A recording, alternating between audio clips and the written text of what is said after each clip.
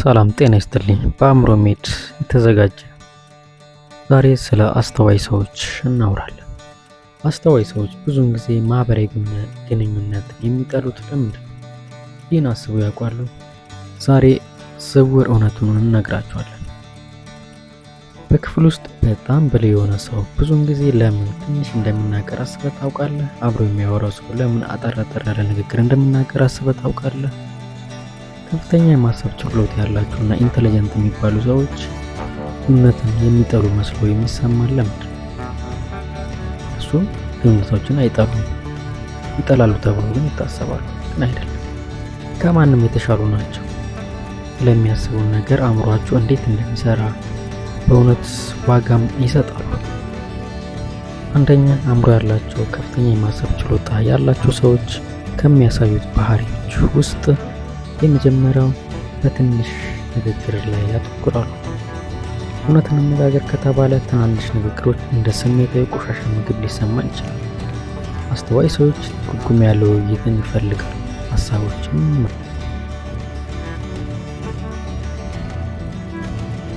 ፈላጊ የሆኑ ነገሮች ላይ ያተኩራሉ እንዳልነው። ስለዚህ ውይይት የገጽታ ደረጃ ሲቆይ የአየር ሁኔታ፣ ወሬ፣ ስፖርት ባዶ ሆኖ ይሰማቸዋል።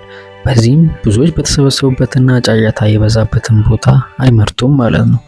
ሁለተኛ፣ የአእምሮ ድካም ይሰማቸዋል። አእምሯቸው አይቆምም። ሁልጊዜ መተንተን፣ ሁልጊዜ ማሰብ ነው። ስለዚህ እነሱ በታላቅ ድምፅን አይወዱም። ምስቅልቅል ያለ ብዙዎች የሚበዙበትን ጩኸት ያለበትንም ቦታ አይመርጡም። ዘና ለማለት ከመጠን በላይ ይጫናቸዋል። ሌሎች የሚያስደስታቸው ነገር ብዙውን ጊዜ አእምሯቸው ድካም መስሎ ሊሰማቸዋል። ሶስተኛ፣ ጊዜ ምንዛሬ ነው። ጊዜ በጣም ጠቃሚ ሀብታቸው ነው። በድግሶች ላይ የሚያስፈልጋቸውን እያንዳንዷን ሰዓት ለማንበብ፣ ራስን ለመገንባት፣ ለመፍጠር ወይም ለማንጸባረቅ ያለፈበት ሰዓት ነው ብሎ ያስባሉ። ሰዎችን ይጠላሉ ማለት አይደለም። እያንዳንዷን መስተጋብር ዋጋ ይሰጣሉ፣ ግን የበዛ አይደለም። አራተኛ፣ ታዛቢዎች እንጂ ፈጻሚዎች አይደሉም። ብዙውን ጊዜ በጸጥታ ይመለከታሉ፣ ጸጥ ብሎ ይመለከታሉ፣ ወይም ደግሞ ጸጥ ብሎ ይቆማሉ። ለምን? ምክንያቱም ሁልጊዜ ሰዎች የተሰበሰቡበት ቦታ ያጠናሉ። ምክንያቱም ሁሉንም ነገር እያጠኑ ነው።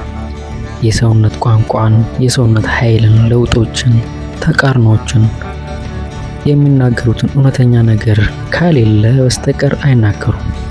እና ሲያደርጉትም ሰዎች ብዙውን ጊዜ ቆም ብሎ ያዳምጣሉ። አምስተኛ፣ ከመጠን በላይ የማሰብና ማህበራዊ ጭንቀት አለ። ብልህ ብዙውን ጊዜ ባለ ሁለት አፍ ነው፣ ባለ ሁለት ስለት አፍ ነው እንደማለት ነው። ከመጠን በላይ ማሰብ ምን ማለት ነበረብኝ፣ የተሳሳትኩት ነገር አለ ብሎ ስለሚያስቡ አስበው ይናገራሉ። ማህበራዊ ግንኙነት እንደ ሁለተኛ መገመት ስሜት ሊሰማቸው ይችላል። ይህም መራቅ ቀላሉ መፍትሄ ነው ብሎ ማምለጫ ያደርጉታል ማለት ነው። ስድስተኛ፣ ብልህ ሰዎች የተሳሳቱ ፍላጎታቸው ብዙውን ጊዜ ምስጢራዊ፣ ጥልቅ ወይም ፍልስፍናዊ ነው። ስለዚህ እነዚህን ፍላጎቶች በማያገኙ ሰዎች ሲከበቡ ግንኙነታቸው እንደሚቋረጥ ይሰማቸዋል። በዚህ መካከል ብቸኝነትም ሊሰማቸው ይችላል። ሰባተኛ፣ አስተዋይ ሰዎች ወይም ብልህ ሰዎች ባህሪ ስሜታዊነትና ስሜት ብዙ አይነቶችን ይመርጣሉ። የሚያስፈልጋቸው ጥልቀትን፣ ታማኝነትና አነቃቂነት ነው። ስለዚህ ከዚህ በላይ ግልጽነትን ይፈልጋሉ። እነማን እንደሆኑ ማሳየት ይፈልጋሉ። ለዛ ነው እውነት ያለበትን ቦታ እንጂ ጫጫታና ግርግርን የማይፈልጉት።